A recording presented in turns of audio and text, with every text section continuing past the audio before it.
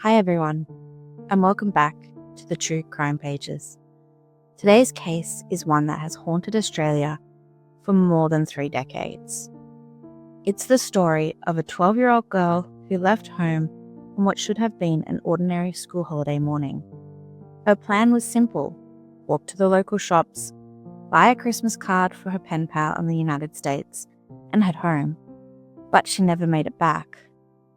No one saw her being taken, no one heard her scream, and somehow, in the middle of a busy suburban neighbourhood, filled with families, children, and passing traffic, she vanished without a trace. This is the disappearance of Rhianna Barreau. To understand why this case continues to captivate people more than 30 years later, we need to go back to October 1992. At the time, Rhianna was living in Morphett Vale, a suburb in Adelaide, South Australia. School holidays were underway and the weather was warming up. And for most families, life was carrying on as normal. Rhianna was 12 years old and by all accounts a happy, responsible young girl. Friends and family described her as kind-hearted, trustworthy and mature for her age. She enjoyed school, loved spending time with her friends and was incredibly close with her family. She lived with her mother Paula and her older brother Shannon at 47 Wakefield Avenue, Morphett Vale. So as you can see, this is a screen recording of Google Maps. That is 47 Wakefield Avenue. And when you turn around here, you can see it's quite a suburban area. And when you turn around, you can see that this area here is a public park. Apparently there's a playground at the back there. And then it just goes down into sort of like a cul-de-sac right there. Although her parents had separated, Rhianna remained close with her father Leon, who had moved to Queensland with his wife Sandra. The two spoke regularly, and she often spent school holidays visiting him on the Gold Coast. In fact, that's where she normally would have been during these holidays. But for reasons that seemed completely insignificant at the time, Rhianna chose to stay in Adelaide with her mum instead. It's one of those small decisions that wouldn't have seemed important to anyone then, but looking back now, it changed everything. Wednesday, October 7th, 1992, began like any other day. Shannon was away on school camp and Paula was getting ready for work. Like many parents in the early 1990s, she wasn't overly concerned about leaving her daughter home alone for a few hours. Rhianna was responsible, sensible, and more than capable of looking after herself. Before leaving, Paula stopped by her daughter's bedroom to say goodbye. Years later, she would remember every detail of that moment. Rhianna was just hanging out in her bedroom, listening to her favorite song Love Shack by the B-52s.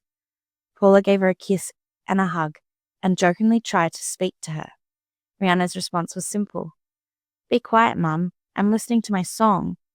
It was such an ordinary exchange, the kind of interaction that happens in homes every single day. Neither of them could have ever known those would be the last words they would ever share.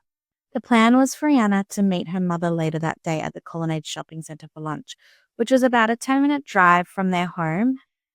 And the reason they were meeting there was because Rhianna's mum, Paula, worked very close by.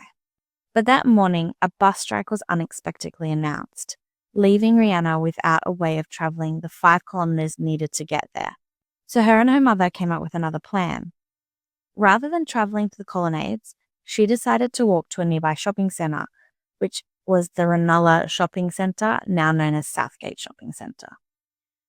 And she was going there because she needed to buy this Christmas card for her pen pal in the United States. So that was one of the reasons she was meeting her mum at the Colonnades for lunch, was so that she could go and get this Christmas card. The reason why she was buying this Christmas card in October was because, well, international mail from Australia to anywhere in the world back then would take a very long time to get there. And so she wanted this card to reach her pen pal by Christmas, and she needed to send it early. So at around 10:30 that morning, Rhianna left home wearing purple shorts, a hyper-coloured t-shirt, white socks, and white link sneakers with bright pink tongues. As she walked through the neighbourhood, several people noticed her. Witnesses later recalled seeing her making her way along Acre Avenue towards the local shops. At 11:19 a.m., she entered a local news agency and purchased a Christmas card. That small purchase would become one of the most important confirmed moments in the entire investigation. After leaving the news agency, Rhianna was seen several more times. Witnesses reported seeing her walking through the grounds of Morphett Vale High School and Stavic Primary School. Nothing about her behaviour appeared unusual.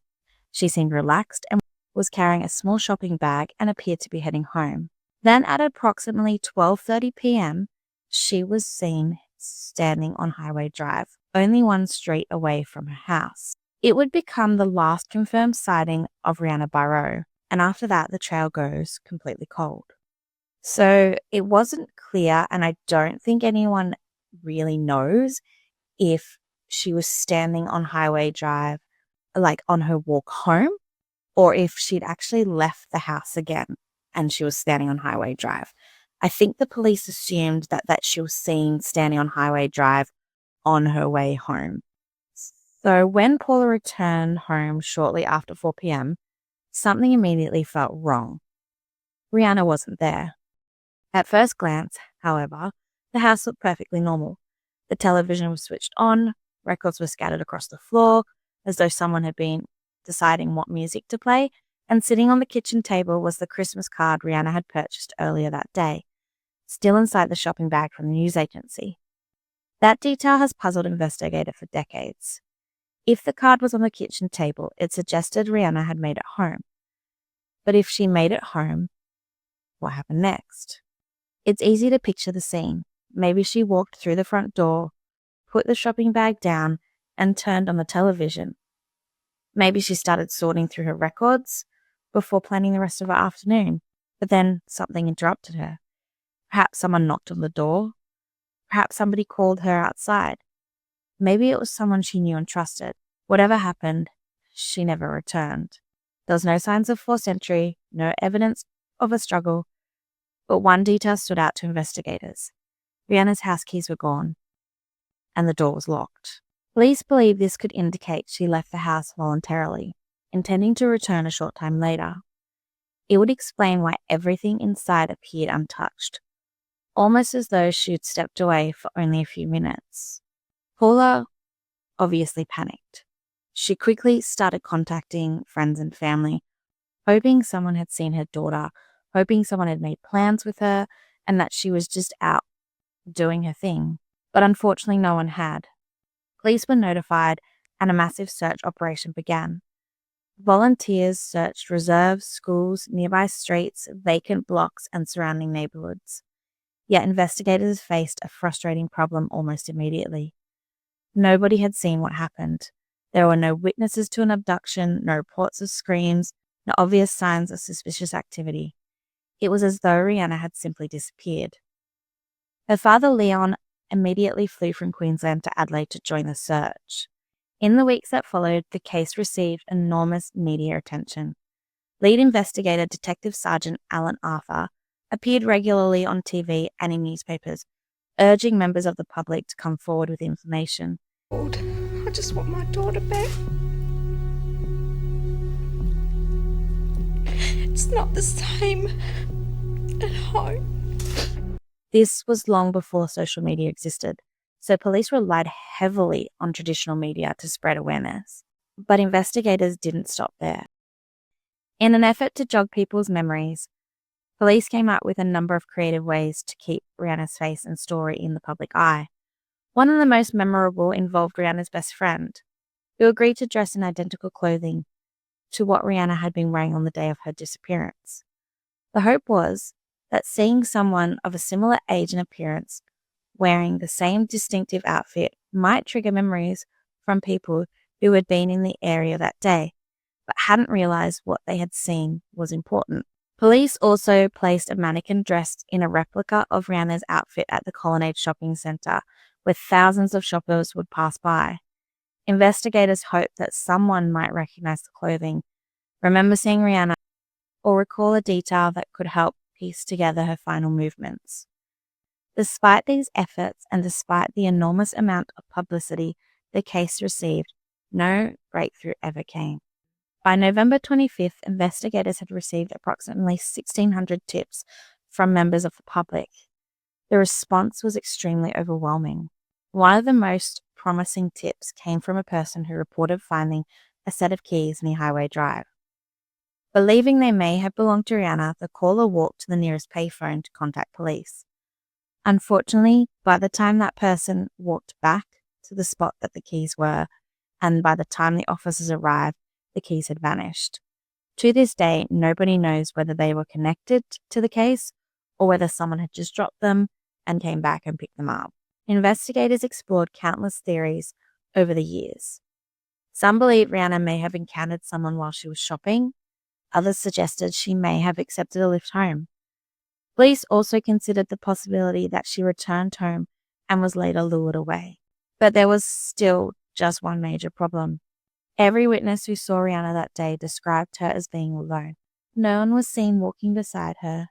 No one was reported approaching her, and nobody reported seeing her leave her home for the second time, which is extremely weird considering when she left to go for a walk up to the shopping centre, so many witnesses had seen Rhianna. But to not see her when she's left the second time, it just raises a lot of questions. Did she actually leave the house? Maybe she left through the back door. Being of such a busy suburban neighborhood, someone should have seen her. A lot of people saw her the first time, so I just do not understand what happened. Did she get into a car maybe? Did she go into a neighbor's house? Considering how busy the area was, the fact that is particularly strange. There was a playground almost directly opposite her. Houses and school holidays were in full swing. You would expect people to have noticed something. One lead focuses on a white Holden Tirana carrying Victorian registration plates. At the time, interstate vehicles stood out, and witnesses reported seeing the car in the area around the time Rhianna disappeared. The reason they stood out was because it was very unusual for interstate travel back then. Police spent considerable time attempting to trace the vehicle. Because Victoria was where the notorious child predator Mr. Cruel had operated, investigators even explored whether there could be a connection there. Ultimately, however, nothing linked the vehicle to Rhianna's disappearance. Over the years, police pursued countless other leads. One tip claimed Rhianna was being held inside an apartment on Anzac Highway.